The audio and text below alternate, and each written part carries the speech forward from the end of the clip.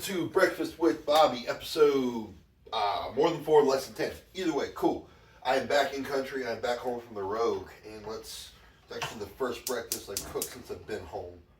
First breakfast kind of back on my normal plan, so to speak. So I'm not going to do a full breakdown of the Rogue Invitational. I'm going to give you guys my thoughts on my performance. Not in any great detail because I just really don't want to rehash it with you guys. However, obviously I did not perform to what has been proven time and time again to be the Bobby Thompson standard. Excuse me. I'm the kind of guy that, coming not in the top half of a contest doesn't ever feel great. However, there's a difference in when it occurs and you're like, well, this is where I belong. Like, looking back, like how I did well for me. But it's when that doesn't happen and it's like, wow, I'm actually more embarrassed about how I didn't portray how good I am versus how low I ended up on the score sheet, if that makes sense. It's a very different, very, very different feeling, and it's not one, frankly, I'm accustomed to. I can look back, in my opinion, my true worst all-time finish at a contest was ninth at the Arnold Classic, was my first Arnold Classic. I came ninth. And I deserved that position. Genuinely. I had some really good performances for myself that show. My weaknesses were my weaknesses. I didn't abandon myself any moments where I could have really delivered much more than I did. Like, I deserved that placing. So that was this sucks, but this is what I brought. And I can build from that. But when the situation is you don't bring what you know you're capable of in that moment, and there's just moments of you really just don't know why it worked out, and you can't figure it out, and it's kind of a hard pill to swallow. But that's what coaches are for. I've got a good crew. I had my friend Tyler with me. I had Laws in my ear. He couldn't quite be down with Hooper and I. I had Nathan Payton stepping into a whole new realm of coaching aid, realistically, not just nutritionist in my kind of crap moments. So I had all my people there. But that's why situations like this are so painful, is because at the end of the day, when you're an athlete, you, in that moment, measure your self-worth of your efforts, at least, based on monetary output or performance output. And when that doesn't happen, you have these moments of where you kind of look around and you're like, wow, did I just waste everyone's time? The organizer, the fans, my own time, the people, and even worse, the people that are close to me, the people who pay to come to these things, that pay to come help me, basically, that, take time out of their own day and their own finances because I can't completely cover them. It's a thing, and it's a wave of guilt when you don't produce, and you have so many, or maybe not even so many, but you have such a drive from other people behind you, propelling you forward, and they're watching to see all the efforts accumulate into your moment, and then you don't produce. It's a guilty thing. It's a first world problem. Don't get me wrong, first world problem, but it is definitely one of the darker sides of kind of like you're home alone, you're stuck with your own thoughts now. How do you really think you did? So we are reloading, revamping. This is an interesting thing to be experiencing at this point in my career. However, like this eggshell, I'm digging out of my eggs right now. It will be a pain in the ass to contend with, but once it is gone, it is no longer something I am concerned with. So, that being said, I don't know why I just wiped that off. I should put that in. It's not going to use this anymore. However, with that being said, it's time to relax a little bit. It's time to reload. My thoughts on the Rogue internally. I see the Arnold crew at the Rogue, and I see the Rogue crew at the Arnold, if that makes sense. So I see these people twice a year at opposite ends of the year, and it always seems like there's an issue at the Arnold. They have at least put forth measure to fix that issue by the Rogue. It's really kind of cool. It was also a situation where I've seen this at other shows as well, definitively at the Smo, but now at the Rogue, where I had a problem, and there was a problem backstage, and it needed to be rectified. Things were kind of for a second, just really one event. And I took it to the right people, and I said, hey, this is happening, guys, you got to help us out. And boom, it was fixed by the second event. I mean, was it a perfect show? No show ever is perfect. If you want me to be honest, I can complain about every single one I've been to. But The Rogue was the show that if a problem occurred and everyone was made aware there was a problem, it became a priority to get that problem fixed. And I think it's hard for myself, sometimes even myself, and some of the other guys I know, to adjust to the fact that strongman isn't center stage at the Rogue. It's not. It's about CrossFit, and we're the thing in between. And it's a wonderful thing. CrossFit has helped out strongman in many ways. It's also really cool when they have strongman events coming up in their next event, and they're coming over to us in warm-ups, asking us our thoughts, how do we do this, and then they're coming back over to help us with the kettlebell press. So it's a really neat thing that happened backstage that probably didn't get the exposure and the light it deserved, but it's super cool, the camaraderie that is being developed at the Rogue Invitational between the strongman athletes, men and women, and then the male and female CrossFit athletes as well. It's almost something I really, by the way, they can't do this, but I almost wish there was a camera running backstage for everyone else to see 24/7 the interactions that are happening.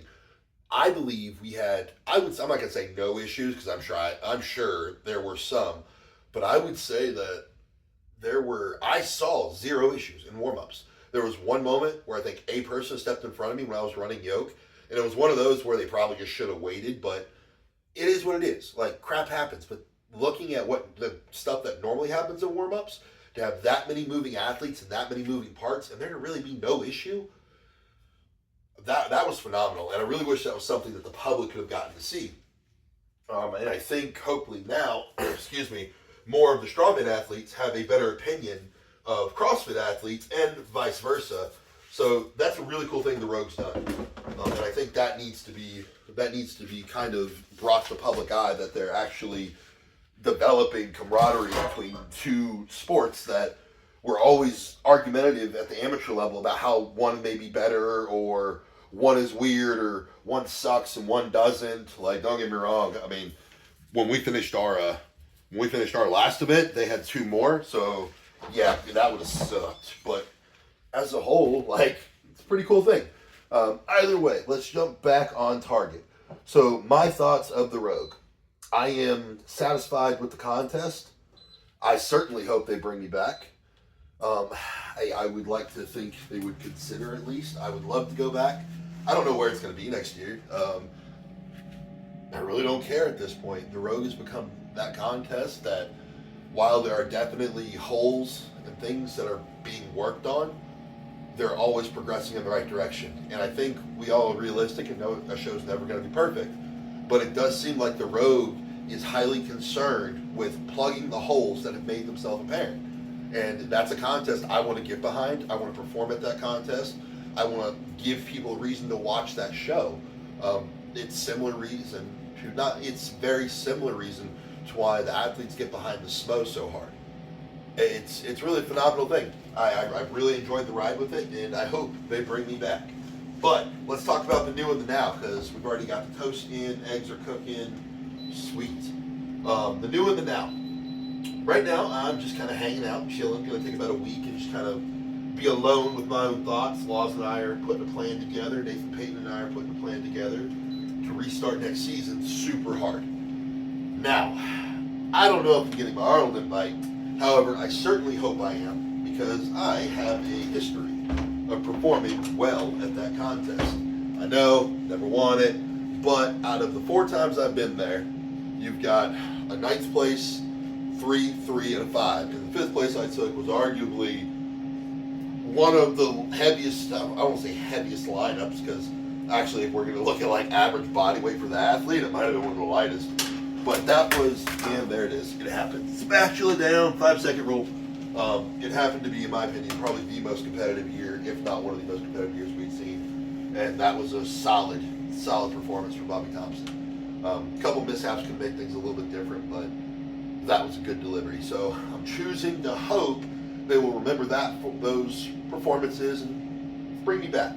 Why I think the Arnold is one of the most important contests of the year, other than the fact that it's just one I tend to do really well at for Bobby Thompson. If we look about when that's located and who is involved, one, it's a very concentrated show. Concentrated meaning that you don't have a super long list of athletes, So you're spotlighted for just being there, which means that you are brought into heavy consideration for other shows because of the athlete concentration there. Now, unfortunately, that means that it is very easy to do poorly at that show, which obviously isn't going to help you. And if you're new to the sport, which it always seems like there's always one guy every year that's new that gets pulled in, and they either do really well or they don't do well at all. And I was the guy who really didn't do well at all, and I got lucky with some good. I didn't get lucky with some good placings after. I worked my tail off with some good placings at some other shows that carried my momentum and trusted organizers to let me grow at their contest, which I believe has benefited them for the most part. But I digress. So why the Arnold is important? It's the heavy show at the beginning of the year that everyone has eyes on. So if you do well there, it can put you potentially in contention for things like World's Strongest Man. It is also heavily supported and sponsored by Rogue. So what I'm not going to say doing well at the Arnold guarantees you a spot at the Rogue. However, it does put you in front of good people who will look and decide if you're viable or potentially viable as they're watching you at a show they care about. So again, the Rogue is not a direct go-to the Arnold is not a direct invite for the Rogue. I don't think that's ever been said, and I'm not saying that. I'm just saying you have people who work at both and who are heavily influential at both in the same place, who you can present yourself as a viable source of entertainment, okay, and as an athlete who can produce. And all of those things matter. So it's a very important show face and show what you have at the beginning of the year. Some athletes tend to pick up steam towards the end of the year, but most athletes tend to slow down a little bit, just as contests wear and tear on you. Unless you're Mitch Hooper, then you're just full speed all the time. I have no reasoning I have no idea how the man does it, but good on Mitch. So that is why the Arnold matters. It sets you up for the contest later in the year. At a minimum, it will most likely set you up as an alternate for a very large contest if they already know somebody they want to bring, which does happen at times. Not all the time, but at times. Ooh, toast. Okay, that's good. Pull that one in, that one like that. So that is why the Arnold matters. Now, my plan for the Arnold is to come in a bit heavier. I've had a little bit of time to think to myself about what I want and what's going on and the things that I enjoy doing, and I realized that Laws has always given me a kind of a long leash with my own conditioning. I think he thought I wasn't going to, I was going to start pulling off it a little bit, and he had advised me to, and I thought I had. But I think that my love for conditioning and the work I've been doing on top of my training has actually become detrimental to my overall output as a strongman. So that means we are probably going to fatten up a little bit. So I think the Arnold, we're going to try and come in somewhere between 340 and 350, I believe. That's the tentative. Unless something gets in the way and performance starts to decrease with weight gain, which if it does, then we'll adjust.